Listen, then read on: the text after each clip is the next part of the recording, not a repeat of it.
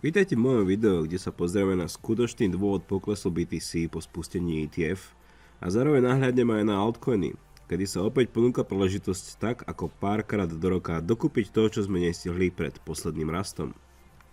Hľadá sa vinník, takto by mohli znieť titulky všetkých videí ohľadom Bitcoinu či krypto za posledný týždeň.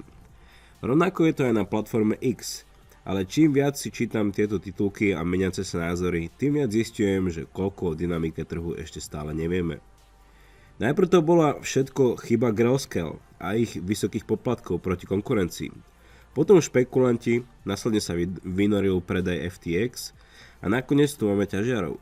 Možností je naozaj veľa a nedá sa vylúčiť aj kombinácia viacerých verzií, ale ja si myslím, že je za tým úplne niečo iné.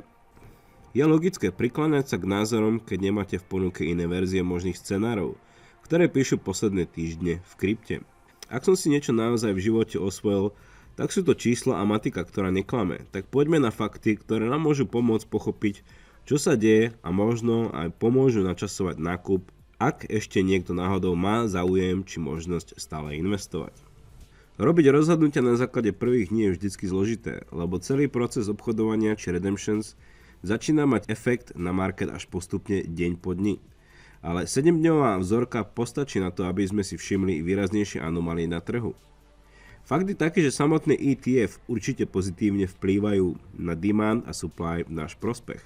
Nie je to až také ružové, aké by sme chceli, keďže Grayscale je jediný protivník, ktorý spomaluje celkový príliv do Bitcoin ETF.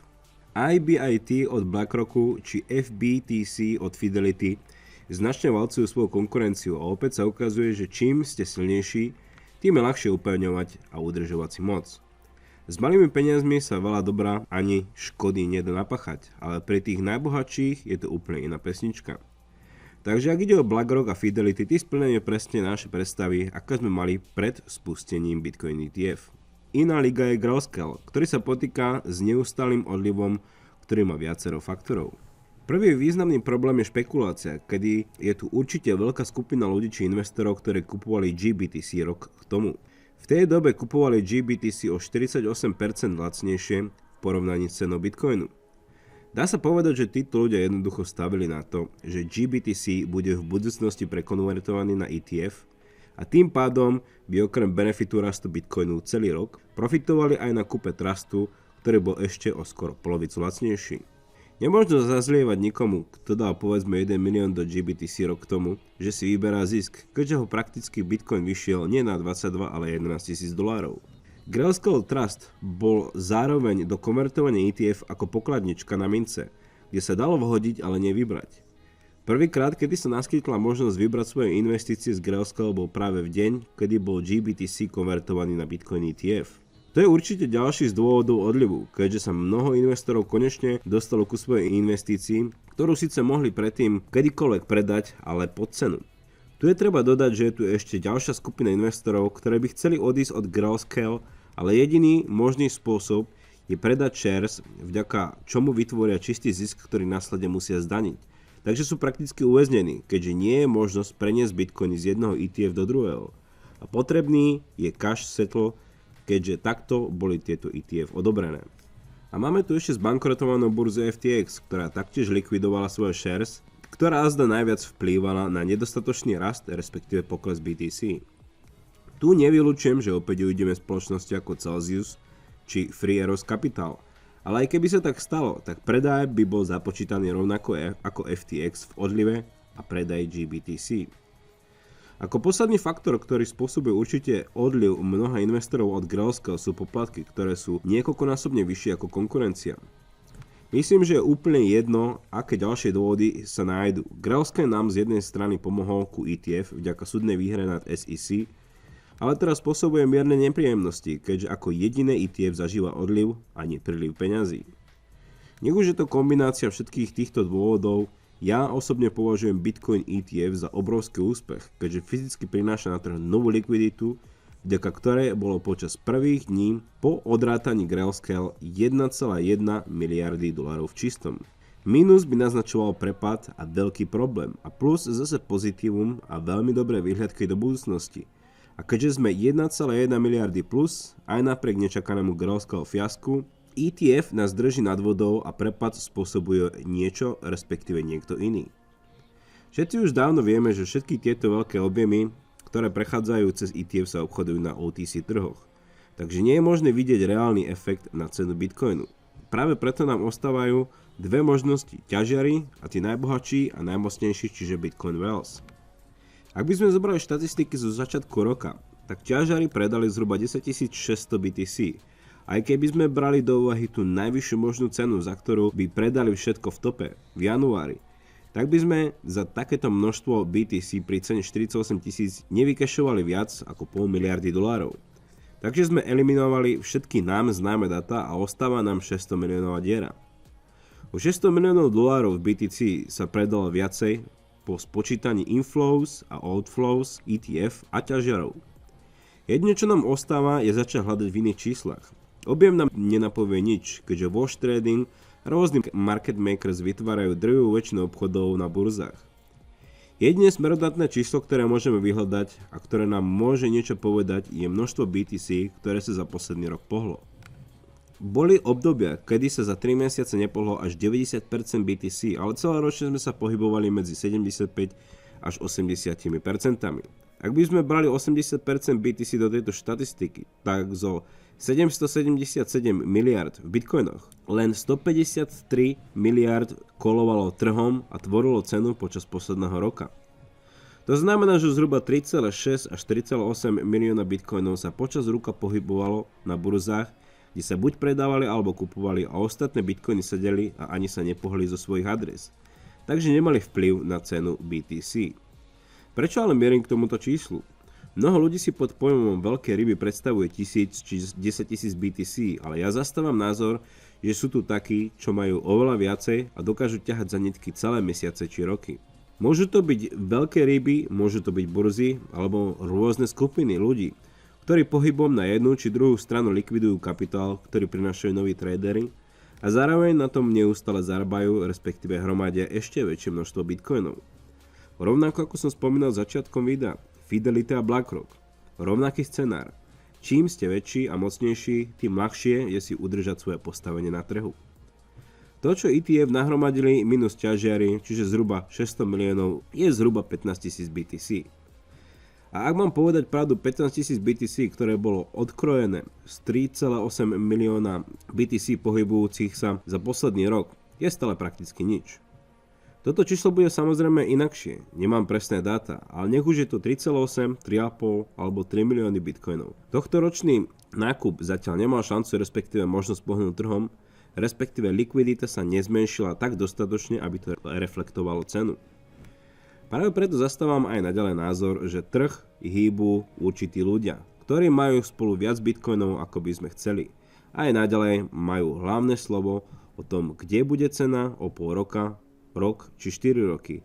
A vždy bude v ich záujme aj naďalej udržiavať štvoročný cyklus, keďže práve počas celého obdobia budú aj naďalej bohatnúť, nech už trh pôjde jedným alebo druhým smerom. ETF-ka robia to, čo majú a určite očakávam väčší príliv peňazí, aj keď to chvíľu ešte potrvá. Ťažiari sa predajom za veľmi dobré ceny začiatkom roka pravdepodobne pripravujú na halving extra inventárom. Všetko ide tak, ako má, aj keď cena klesá. A nezabúdajte, všetko je to len hra emócií, vďaka ktorým niektorí získajú a iní zase stratia.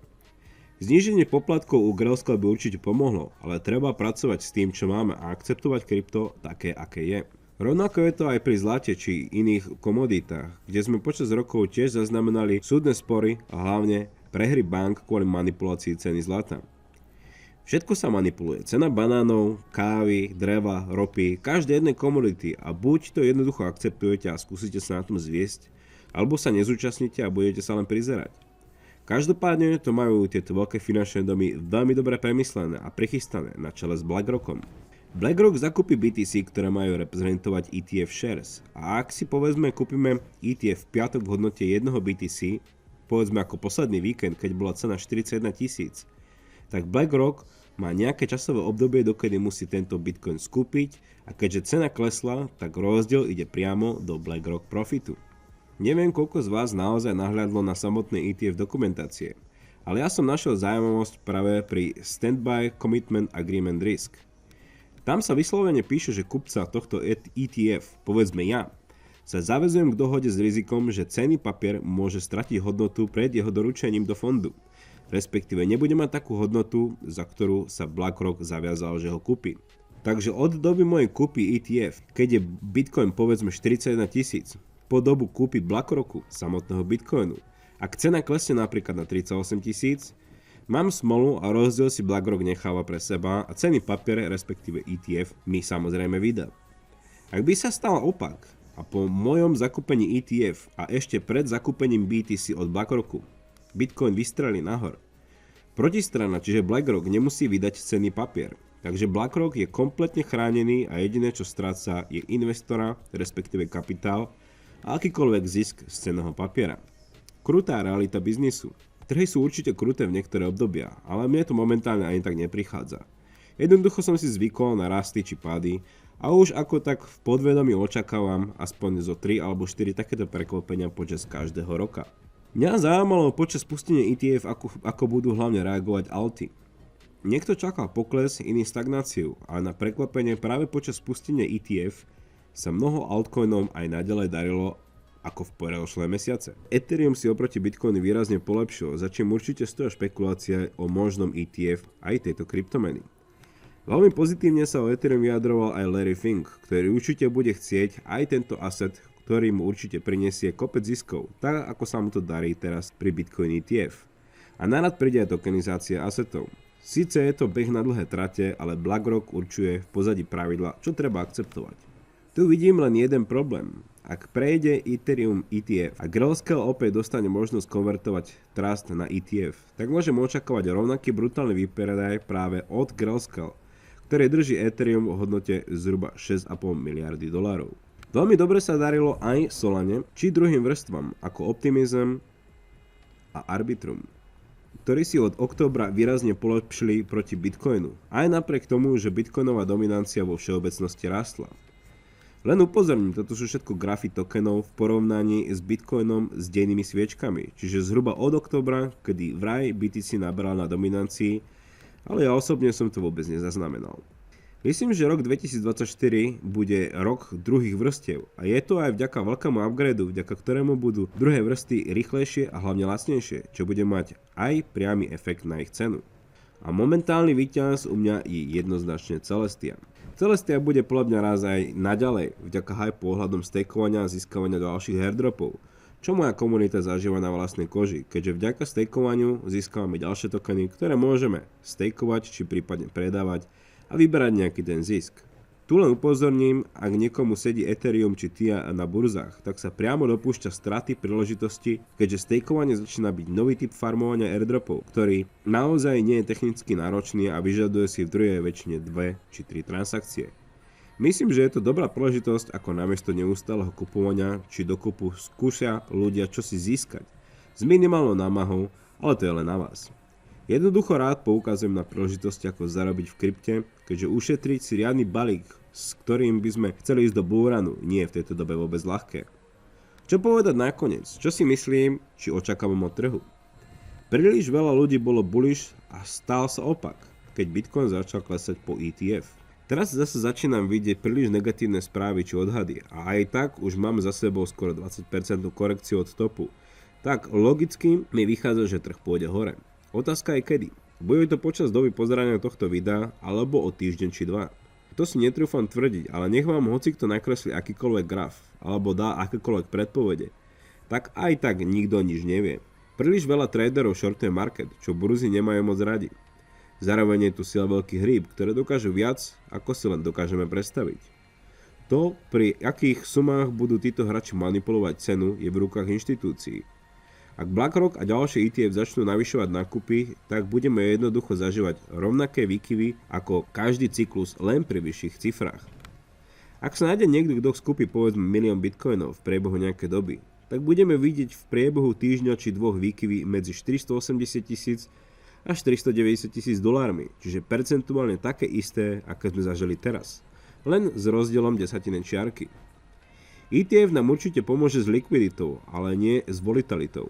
Na tu sú tu podľa mňa burzy a tí, čo spôsobujú výkyvy, aké teraz zažívame. Každopádne si myslím, že sa nemáme čoho bať. Berte to ako prvý tohtoročný zárez, po ktorom prídu ďalšie a buďte pripravení aspoň na ďalšie 2 alebo 3, aby jednoducho nebola v krypte nuda a aby bolo o čom písať. Takto je odo mňa všetko a držím palce pri hodlovaní v roku 2024.